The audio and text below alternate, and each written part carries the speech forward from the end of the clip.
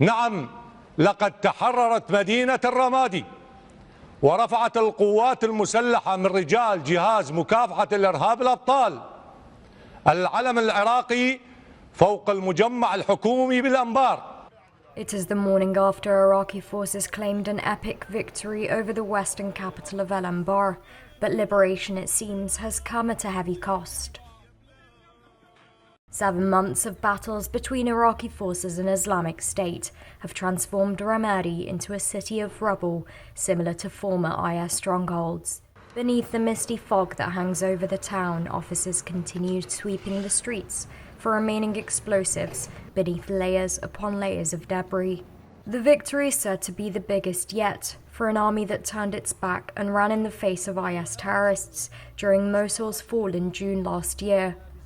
Since then, military operations against the group have seen a heavy reliance on Iranian-backed militias, who the government claims played no part in the recovery of Ramadi. Also in dispute is whether or not yesterday's development represent a genuine victory, as interpreted by state sources. And for the 2,000 families that are still inside of Ramadi, none have appeared on state television, confirming what many analysts are arguing, that these celebrations represent nothing more than a premature victory.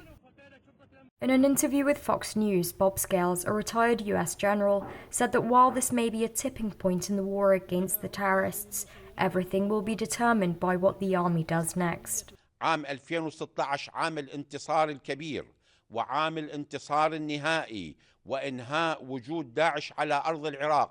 The triumph was neither swift nor easy, but has taken more than a year and a half to transpire. Government forces claim that pockets of resistance remain scattered around the capital of Al-Anbar, but independent Iraqi sources argue that more than half of the city remains in IS's grasp.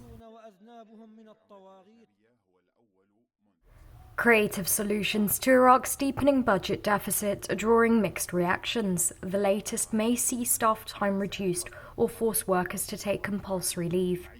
Both come as proposals that form a new draft bill presented by the Ministry of Finance, but the debate on whether or not to ratify them continues among cabinet ministers. The drive is part of the state's effort to reduce spending and, more importantly, to prevent the total collapse of its economy. Despite increased loan borrowing from foreign banks in the last month, bank credit may not be enough to save the country from financial ruin. Iraq's fiscal future hangs in the balance so long as oil prices continue to plummet.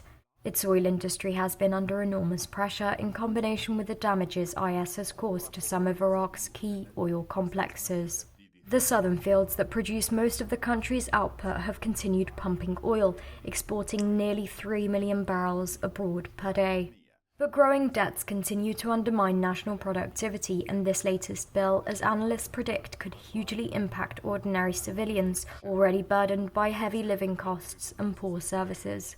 But the temporary fix this new draft bill offers may not be enough to curb the much bigger problem that slashing jobs and laying off employees may generate in future years.